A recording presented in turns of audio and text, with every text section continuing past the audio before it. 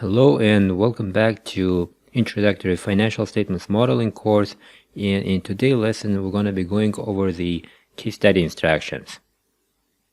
So the case study is about the wastewater treatment plant, and I encourage you to download this PDF file and read it through carefully.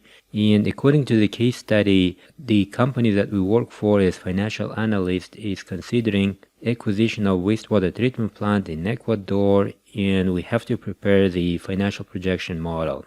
We have to do the evaluation of the project and then present the results of the model to our senior management. And those results will serve as a basis for the senior management to make a decision on how much to pay for the asset.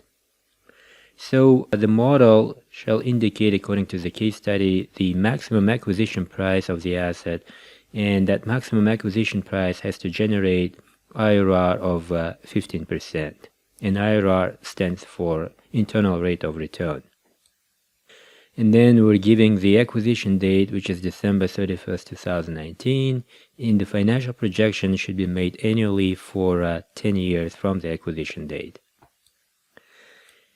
Then we're given the assumptions about the revenue, and there are three revenue sources in wastewater treatment plant generally.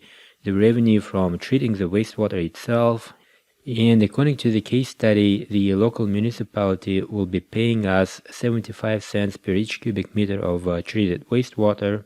And according to the case study, we'll be producing the potable water as well from the treated wastewater. So 65% of the treated wastewater will convert into the potable water. And then again, the municipality will be paying us 50 cents per each cubic meter of potable water. So according to the case study, the third revenue source is a dried sewage sludge, and each 50 cubic meters of wastewater treated will produce 1 ton of dried sewage sludge, which can be sold as biomass at $50 per ton. Then we're given the capacity of the waste treatment plant at 80% utilization rate, which is 2.5 cubic meters per second, so we'll have to model that in our model. And then we're giving the assumptions about the operating cost. In operating cost, we have the variable O&M, chemical and power cost, which is 50 cents per cubic meter of wastewater treated, and then fixed O&M cost. And for those who don't know, O&M stands for operations and maintenance.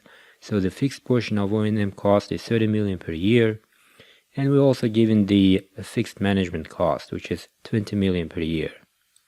So revenue and operating costs shall not be escalated according to the case study instructions, meaning that we don't have to apply the inflation or indexation to those two items. And according to the case study instructions, we have to assume that no working capital investment is required. So we're not going to be modeling the changes in working capital in this course. Then we're given the assumptions about fixed asset depreciation.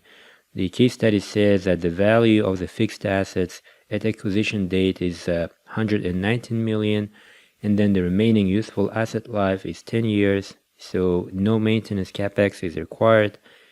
Then we're giving the assumption about taxes. The corporate tax rate is 25%.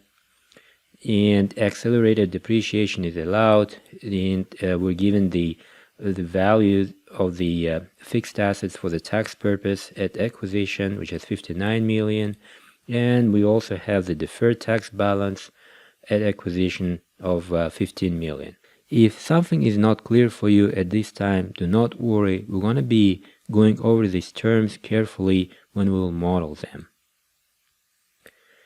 So we're also given the assumptions about equity and dividends. So the equity in the form of share capital, the equity balance is 83.3 million. Then we're also given the numbers for retained earnings, which is 20.7 million. And dividends are allowed to be paid as long as there is positive balance of retained earnings and cash.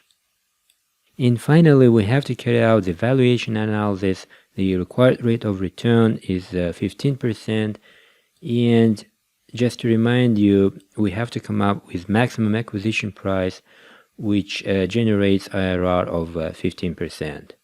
And this was a brief overview of the wastewater treatment plant case study. Again, I encourage you to download this file and read it through carefully. And in the next lecture, we will start with modeling revenue. That's all for today, and see you in the next lesson.